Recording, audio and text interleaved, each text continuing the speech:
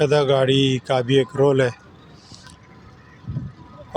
कश्तियों में, ख़ास तौर पर पानी, पीने का पानी पहुंचाते हैं। जिस तरह ये गाड़ी है और ये पानी जो है